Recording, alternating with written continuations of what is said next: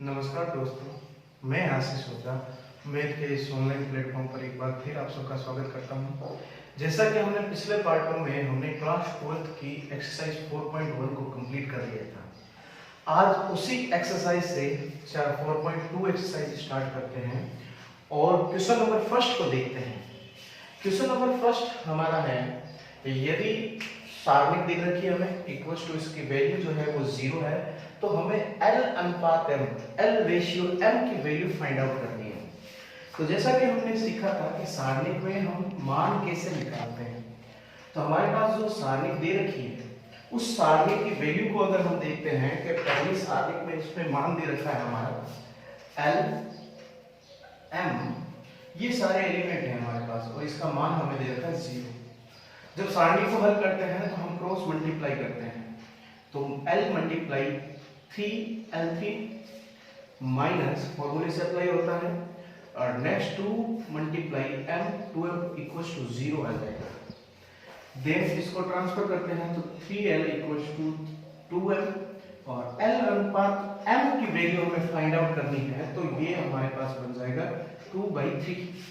Then L ratio M equals to 2/3, ये हमारा जो है आंसर रहेगा। ये हमारे क्वेश्चन नंबर फर्स्ट का आंसर रहेगा, राइट आंसर। अब हम चलते हैं क्वेश्चन नंबर सेकंड की तरफ। क्वेश्चन नंबर सेकंड हमें ये दे रहा है, हमें एक सारणी दे रखी है जिसके सारे एलिमेंट हमारे पास हैं और इसके द्वितीय पंक्ति के क्वेश्चन ये पूछ रहा है, द्वितीय पंक्ति के अवयवों की उप सारणी फाइंड आउट करनी है। द्वितीय पंक्ति के हमारे अच्छी तरीके से जानते हैं कि हमने मैट्रिक्स में ये सीखा था, ये हमारे पास एलिमेंट होते हैं,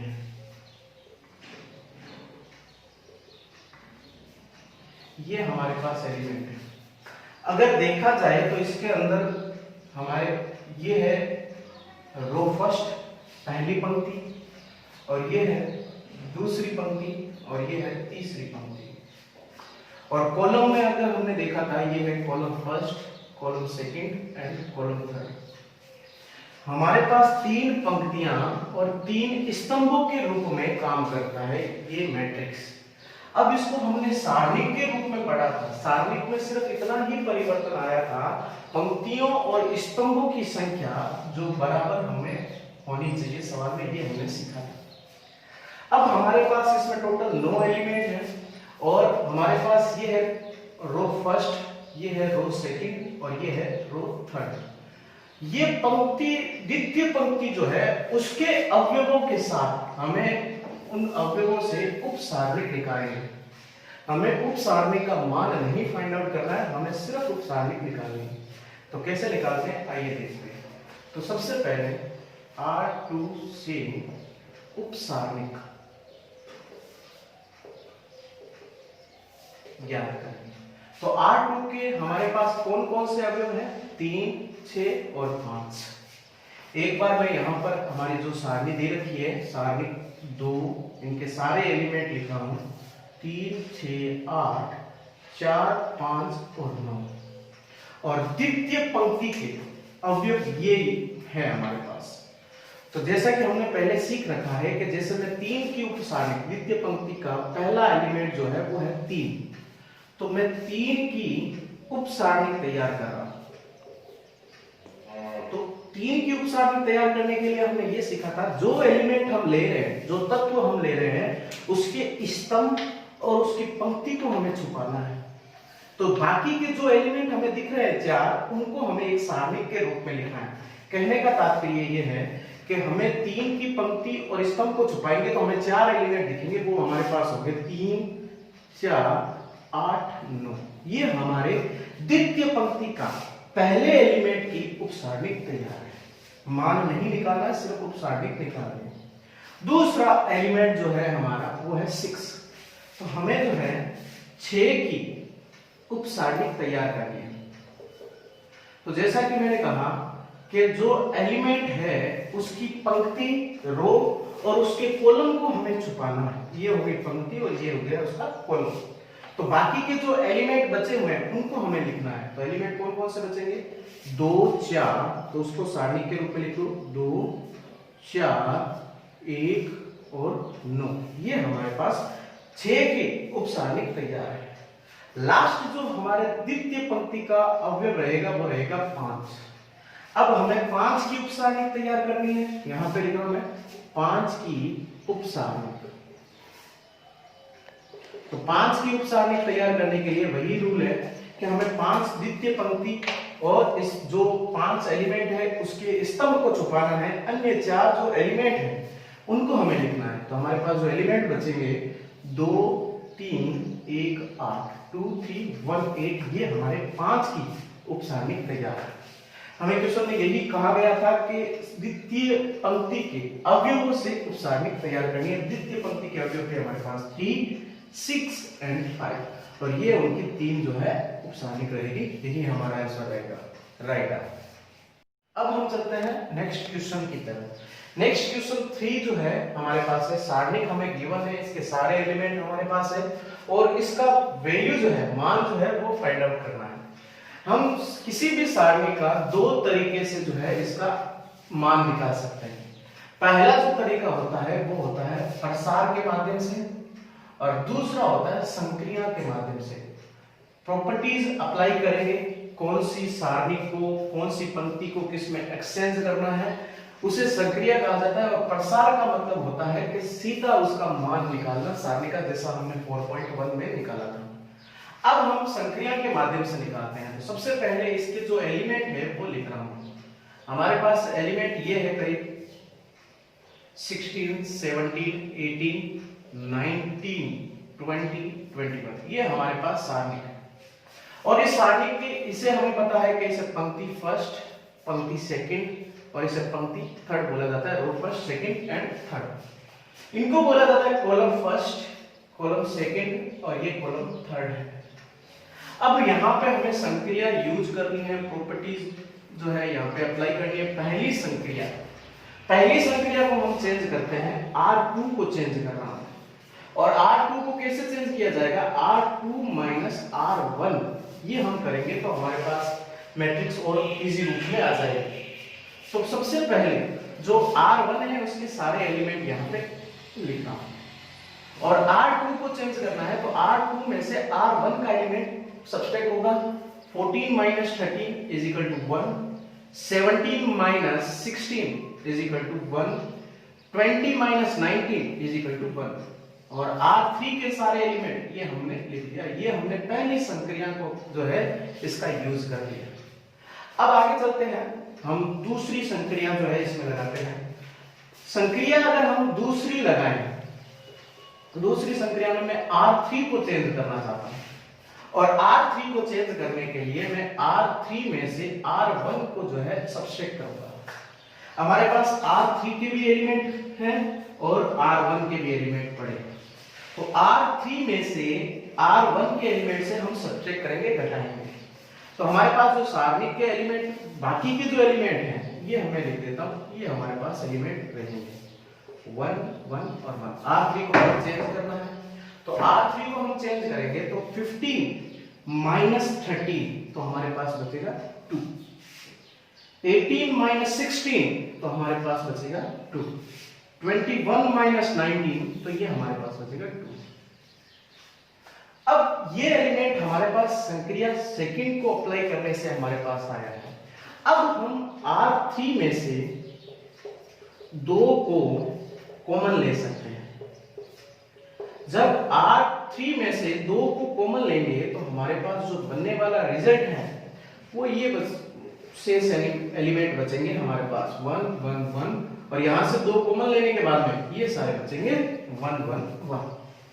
अब यहां पर अगर हम देखें R2 और R3 के जितने भी एलिमेंट हैं, R2 के 1 1 1 तीनों एलिमेंट और R3 के तीनों एलिमेंट तीनों इक्वल है। तो हम ये लिख सकते हैं R2 इक्वल टू R3। और हमने प्रॉपर्टी सेकंड में पढ़ा था कि जब किसी भी सारणिक के, यहां पे मैं लिख देता हूं, जब किसी सारणिक के कोई 2 पंक्ति एवं 2 स्तंभ के सभी अवयव सभी एलिमेंट और एलिमेंट समान प्राप्त हो तो उस सारणी का मान क्या होगा? प्रॉपर्टी के अकॉर्डिंग मान 0 रहेगा। देन हम यहां पे लिख सकते हैं कि ये हमारे पास 2 कॉमन आया और इस सारणी का मान हमारे पास बनेगा 0, क्योंकि सारणी इक्वल टू 0। क्यों? क्योंकि according to property R2 is equal to R3, 2 पंक्ति आपस में समान है, तो इस सारणी का मान क्या बन जाएगा? 0 बन जाएगा। देन ये पूरी सारणी का मान हमारे पास क्या प्राप्त होगा? 0। तो हमें यही फाइंड आउट करना था। संक्रिया के अकॉर्डिंग क्वेश्चन नंबर 3 का मान जो रहेगा 0। अगर हम इसका प्रसार करके भी हल करते हैं तो भी इसका मान 0 ही प्राप्त होगा। राइट। अब हम चलते हैं क्वेश्चन नंबर 5 की तरफ। क्वेश्चन नंबर 5 है हमारे पास प्रूफ दैट, हमें सारणी दे रखी है, सारणी के सारे एलिमेंट हैं हमारे पास और हमें ये प्रूफ करना है x minus y, y minus z and z minus x, ये हमें फाइंड आउट करना है, प्रूफ करना है। तो हमारे पास जो सारणी है उसके एलिमेंट में यहाँ पे लिखा, एलिमेंट है हमारे पास 1 1 1 yz zx और xy, y plus z plus x और x प्लस y, ये हमारे पास एलिमेंट रहेंगे। अब यहाँ पे हम संक्रियाओं का यूज करेंगे, संक्रियाओं को से हल करेंगे और हमारा टारगेट यह रहेगा कि सारणी के अंदर जितने ज्यादा जीरो हो तो हमें प्रसार करने में उतना ज्यादा मदद मिलेगी, कैलकुलेशन में उतना ज्यादा सरल रहेगा। तो हम जो हमारी सारणी है उसको शून्य बनाने की कोशिश करते हैं। तो शून्य बनाने के लिए मैं यहाँ पे सबसे पहले संक्रियाओं का यूज करूंगा। तो संक्रिया पहली यूज करता हूं मैं, संक्रिया R1 को चेंज करूंगा, तो R1 माइनस R2 करने मीन्स पहली पंक्ति में से द्वितीय पंक्ति के सभी एलिमेंट को माइनस करना, सबसेट करना है। तो R1, तो 1 minus 1 equals to 0, yz minus zx, then z जो कॉमन आ जाएगा तो ये बनेगा y माइनस x। तो यहाँ पे लिख सकते हैं z y माइनस x। क्योंकि हमें रिजल्ट में y माइनस x नहीं चाहिए, हमें चाहिए x माइनस y। तो यहाँ पे हम माइनस कॉमन लेते हैं तो हमारे पास आएगा z x माइनस y बन जाएगा। पहली जो है हमारे पास ये कंडीशन है। दूसरी y plus z minus z minus x बन जाएगा, ये कैंसिल आउट हो जाएगा तो y माइनस x बन जाएगा। तो यहाँ पे बन जाएगा y माइनस x, यहाँ पे भी माइनस कॉमन लेता हूं तो हमारे पास बन जाएगा x माइनस y। अब हम बाकी के जो द्वितीय पंक्ति के जितने भी एलिमेंट हैं वो सारे यहाँ पे लिखेंगे। ये तृतीय पंक्ति के सारे एलिमेंट हैं हमारे पास। अब हम दूसरी संक्रियाओं का यूज करते हैं। दूसरी संक्रिया में मैं यहाँ पे दूसरी संक्रिया अप्लाई करूंगा, R2 को चेंज करूंगा और R2 को R3 में से सबसेट करूंगा। दूसरी पंक्ति में से तीसरी पंक्ति के सभी एलिमेंट को सबसेट करेंगे, घटाएंगे। तो हमारे पास पहले पंक्ति के जितने भी एलिमेंट हैं उन सबको यहाँ पे लिख रहा हूँ z x minus y minus x minus y, ये हमारे पास एलिमेंट रहेंगे। द्वितीय पंक्ति में से तृतीय पंक्ति को अगर माइनस करते हैं तो 0, z माइनस x, तो ये बन जाएगा x कॉमन लेने पर तो ये बन जाएगा z माइनस y। तो z माइनस y बन जाएगा हमारे पास x कॉमन आने पर z माइनस y। अब यहाँ पे भी हमें रिजल्ट में ध्यान में रखना है कि y माइनस z हमें फाइंड आउट करना है, ना कि z माइनस y। तो यहाँ पर y कॉमन माइनस कॉमन लेने पर ये बन जाएगा x y माइनस z बन जाएगा। ये हमारे पास आएगी वैल्यू। फिर z plus x minus x minus y, x से x कैंसिल आउट हो जाएगा, बचेगा y z माइनस y। तो इसको भी z माइनस y को y माइनस z कब बना सकते हैं? जब यहाँ से माइनस जो है वो कॉमन ले सकते हैं, या माइनस की गुणा करने पर इसको हम y माइनस z बना सकते हैं। तीसरी जो पंक्ति है इसके सारे एलिमेंट यहाँ पे लिखे जाएंगे। अब हम देखते हैं कि हमारे पास जितनी भी पंक्ति हैं R1, R2, R3 एवं जितने भी कॉलम हैं C1, C2, C3, जिसी कोई भी पंक्ति में से या कोई भी स्तंभ में से जो हमारे पास कॉमन आ रहा है हम उसको कॉमन ले सकते हैं। जैसे कि R1 से x माइनस वाई को एवं R2 में से y माइनस जेड को क्या करने पर, कॉमन लेने पर। जब हम इसको कॉमन लेते हैं तो हमारे पास जो कंडीशन बनेगी वो ये बनने वाली है x माइनस वाई, यहां से आ गया x माइनस वाई और दूसरी पंक्ति में से आ जाएगा y माइनस जेड। ये हमारे पास एलिमेंट बाहर आएंगे। तो अंदर बचने वाले जो एलिमेंट है 0 minus Z minus 1, 0 minus x and minus 1। फिर हमारे पास बन जाएगा 1 एक्स वाई और x प्लस वाई, ये हमारे पास एलिमेंट बनेंगे। जैसा कि मैंने कहा, हमें प्रसार करने में तब ज्यादा मदद मिलेगी जिस सारणिक में जीरो की संख्या ज्यादा है। तो हम देखते हैं कि हमारे पास R1, R2, R3 है, C1, C2, C3 भी है, लेकिन C1 वाले कॉलम में हमारे पास जो एलिमेंट के अंदर जीरो है वो ज्यादा है। तो अगर हम प्रसार करते हैं दी गई सारणी का, यहां से मैं क्लियर कर रहा हूं, दी गई सारणी का यदि हम प्रसार करते हैं तो C1 को लेकर प्रसार करने का, जब C1 को लेकर प्रसार करते हैं तो हमारे पास जो एलिमेंट बाहर है कॉमन लिए हुए वो है x minus y, y minus z. और C1 को लेकर प्रसार करते हैं तो हमें पता है 0 को लेकर अगर हम प्रसार करेंगे तो हमारा वैल्यू जो है वो 0 बनने वाली है, और फिर 0 को लेकर प्रसार करेंगे तो फिर 0 बनने वाली है। तो हम सीधा कर सकते हैं 1 को लेकर प्रसार।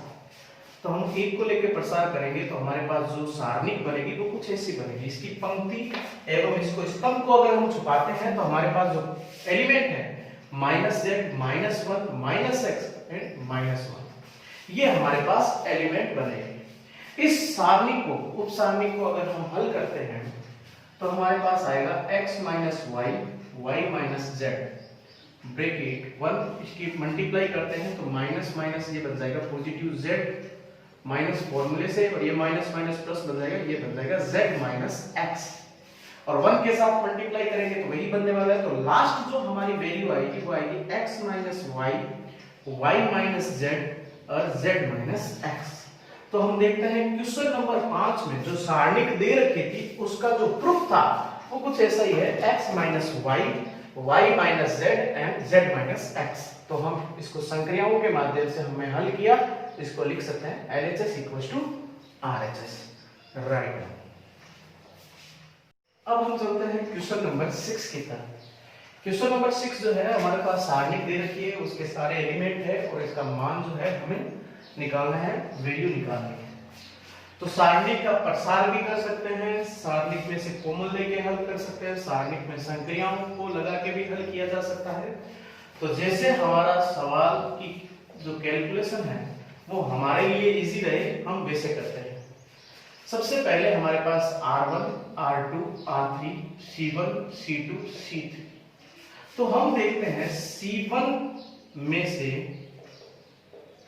a स्क्वायर को कॉमन लिया जा सकता है। देखो 0 a स्क्वायर भी a स्क्वायर की, तो a स्क्वायर को कॉमन लिया जा सकता है। उसी प्रकार C2 से b स्क्वायर को कॉमन लिया जा सकता है। b स्क्वायर है 0 b स्क्वायर c, तो b स्क्वायर को कॉमन ले सकते हैं। एवं इसी प्रकार C3 में से c स्क्वायर को कॉमन लिया जा सकता है, कॉमन लेने पर। तो कॉमन लेने पर हमारी जो वैल्यू आएगी बाहर, C1 में से a स्क्वायर, C2 में से b स्क्वायर, C3 में से c स्क्वायर कॉमन आएगा। तो हमारे पास जो बचे हुए एलिमेंट है 0 b c, a 0 c, a b 0, ये हमारे पास एलिमेंट बचेंगे। अब यहाँ पे जो सारणिक हमारे पास है उसको हल करते हैं। तो अगर हम देखते हैं, अब ये हमारे पास बन गया R1, R2 एवं R3। अगर हम R1 में से a को 0 a को कॉमन लिया जा सकता है, R2 में से b को एवं R3 में से c को कॉमन लेने पर, तो यहां से भी हम पहले हमने C1, C2, C3 से कॉमन लिया अब हम R1, R2 एवं R3 में से कॉमन ले सकते हैं। तो जब यहाँ पे a square, b square, c square है और R1 में से a को कॉमन लिया, R2 में से b को और R3 में से c को कॉमन लेने पर जो हमारे पास एलिमेंट बचेंगे वो कुछ इस तरीके से होंगे 0 1 1 b 0 b 1 0 1 क्योंकि b कॉमन आ गया 1 1 0 ये हमारे पास एलिमेंट रहेंगे। अब अगर हम इसको हल करते हैं तो हमारे पास जो कंडीशन बनेगी वो कुछ इस तरीके से बनेगी a cube b cube and c cube एवं हमारा एलिमेंट है 0 1 0 1 0 1 1 1 0 ये हमारे पास एलिमेंट है। तो जैसा कि मैंने पिछले सवाल में कहा, जिस पंक्ति या स्तंभ में ज्यादा 0 हो या ज्यादा 1 हो उसको प्रसार करने में हमारे ज्यादा जो है गणना सरल रहेगी, इजी रहेगी। तो अब हमारे पास जो कंडीशन बनी है a cube b cube c cube, अब मैं R1 को लेकर प्रसार करने का, तो R1 को लेकर प्रसार करते हैं तो हमारे पास जो कॉमन आएगा वो है a cube b cube and c cube और 0 को लेकर हम प्रसार करते हैं 0, तो इसके एलिमेंट रहेंगे, तो हमें पता है इसके जो उपसारणिक रहेगी 1 0 1 1 0 ये बन जाएगा। फिर माइनस फॉर्मूले से फिर हम 1 को लेकर प्रसार करते हैं तो इसकी उपसारणिक जो रहेगी वो रहेगी 1 को लेकर प्रसार करने की 1 1 1 0 ये हमारे पास रहेगा। तो तीसरा एलिमेंट है हमारे पास, यहाँ पे लिखा हूं +1, तीसरा एलिमेंट +1 है, ये फॉर्मूले से लगेगा प्लस, और यहाँ पे हमारे पास जो एलिमेंट बचेंगे उपसारणिक के 1 0 1 1 ये हमारे पास एलिमेंट रहेंगे। अब इन उपसारणिकों के माध्यम से इसको अगर हम हल करते हैं, c क्यूब रहेगा, इसको हल करते हैं तो हमें पता है इसको हल करने के बाद में जो भी मान आएगा उसकी मल्टीप्लाई करेंगे 0 के साथ तो वो बन जाएगा 0 माइनस इसको हल करते हैं 1 1 मल्टीप्लाई 0 0 बन जाएगा, 1 मल्टीप्लाई 1 ये बन जाएगा -1, फिर प्लस 1 1 मल्टीप्लाई 1 1 मल्टीप्लाई 0 ये बन जाएगा 0, ये हमारे पास वैल्यू आई। इसको सरल करने पर a square b square and c square bracket को अगर हम हल करते हैं तो 0 ये बन जाएगा -1 मल्टीप्लाई -1 ये बन जाएगा +1, इसको हल करते हैं तो ये भी बन जाएगा +1, इसको सरल करेंगे तो a cube b cube c cube ये बन जाएगा 1 + 1 2, 2 की सारे एलिमेंट के साथ मल्टीप्लाई करेंगे तो 2 a cube b cube and c cube, ये हमारे क्वेश्चन नंबर 6 का जो मान होगा वो ये प्राप्त होगा 2a cube b cube and c cube, ये हमारे क्वेश्चन नंबर 6 का आंसर है, राइट आंसर। इससे जुड़े नेक्स्ट सवालों को जितने भी क्वेश्चंस है उसको हम नेक्स्ट पार्ट में करेंगे। इन सवालों से रिलेटेड कोई भी डाउट हो तो आप कमेंट के माध्यम से पूछ सकते हैं। धन्यवाद।